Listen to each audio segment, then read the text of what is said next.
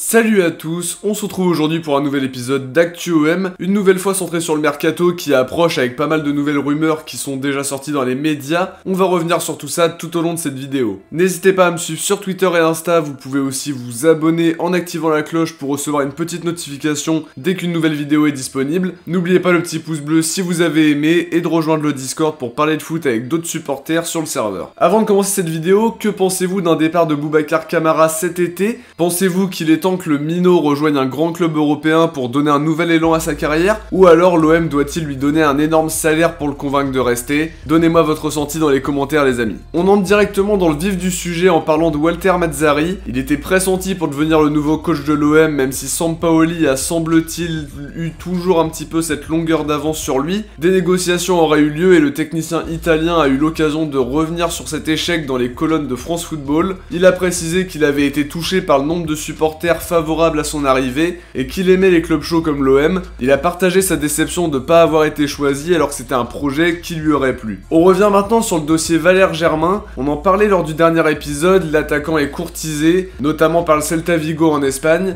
On apprend par la Provence que Grenade s'intéresse à lui également. Deux pistes qui pourraient lui plaire puisque signer en Espagne serait sa priorité, lui qui veut découvrir un autre championnat. D'autres pistes se sont ouvertes à lui a priori en Italie sans que l'identité des clubs ne soit connue, même s'il y a quelques semaines, certaines sources évoquaient un intérêt de Sassuolo. En Turquie, Galatasaray pense à lui, mais un transfert dans le championnat turc ne le tente pas plus que ça a priori. Maintenant pour Paul Lirola, on sait que le latéral droit veut rester du côté de Marseille où il se plaît et commence à prendre ses marques. La direction de l'OM a aussi envie de le conserver, mais aimerait baisser le montant de l'option d'achat, qui est actuellement élevé aux alentours de 12 millions d'euros. Si on en croit les infos de la Provence, Longoria pourrait obtenir gain de cause. La Fiorentina ne s'opposera a priori pas à une baisse du montant. Une bonne nouvelle pour un joueur qui a convaincu plus ou moins tout le monde depuis son arrivée. Pour Kevin Strootman, le Genoa est plutôt content de lui. Il a retrouvé des couleurs du côté de la Serie A. Selon Tuttosport, le club de Gênes n'a pas encore pris sa décision pour Strootman. Le problème principal étant bien évidemment le salaire qui est très élevé. Autre solution si ça se fait pas, un nouveau prêt pour que le joueur continue à se montrer et finisse par trouver preneur. En tout cas, ce qui est sûr, c'est que le salaire de Strootman pèse toujours autant sur les finances et qu'un transfert serait une vraie bénédiction pour l'OM. Sur le dossier Nagatomo, le latéral japonais ne sera pas conservé. Pour le coup, il n'y a vraiment aucune surprise, il était venu que pour une saison et pour jouer les doublures. Au final, il s'est retrouvé titulaire à de nombreuses reprises après l'absence d'Amavi. La Provence évoque d'ailleurs la volonté de la direction marseillaise de recruter un latéral gauche d'avenir cet été pour épauler Jordan Amavi. Au rang des départs toujours, la Provence indique que le départ prioritaire de l'OM cet été, c'est celui de Douye Chaetatsar. Le défenseur croate devait signer à Liverpool cet hiver, mais l'OM s'y est opposé puisqu'il n'avait pas assez de temps pour lui trouver un remplaçant. Sportivement, il est moins performant, on le sent aussi moins concerné, moins impliqué peut-être, et Longoria pense que c'est le bon moment pour le vendre et aimerait un transfert à hauteur de 20 millions d'euros pour un joueur qui avait été acheté aux alentours de 19 millions d'euros il y a 3 saisons de ça. Il a toujours une belle cote en Angleterre où sa société d'agents est installée. Pour Boubacar Kamara, la prolongation semble toujours aussi compliquée. Le joueur lui-même a dit qu'il étudiait toutes les possibilités puisqu'il a connu plein de choses dans son club formateur. Pour autant, Longoria ne lâche pas l'affaire et espère toujours le prolonger. C'est en tout cas pas la tendance actuelle puisque Florent Germain de RMC indiquait dans l'After OM que Kamara devrait quitter le club cet été en cas d'offre importante. D'après lui, le minot est déjà en contact avancé avec un grand club européen dont le nom n'a pas encore fuité, on en saura prochainement plus. Mais Longoria semble vouloir récupérer une somme d'argent cet été plutôt que de le voir partir libre la saison prochaine si la prolongation échoue. Maintenant sur les arrivées, beaucoup de médias proposaient le nom de Francisco Trincao pour remplacer Florian Thauvin. D'après As en Espagne, l'OM serait intéressé d'ailleurs par le profil de l'ailier portugais du Barça et pourrait proposer un prêt à un joueur qui a joué pas mal de matchs à Barcelone cette saison, mais sans jouer beaucoup de minutes pour autant. Il est évalué autour de 25 millions d'euros et à part un prêt, ça paraît très cher pour le club, surtout qu'il a été acheté à un petit peu plus de 30 millions d'euros l'été dernier.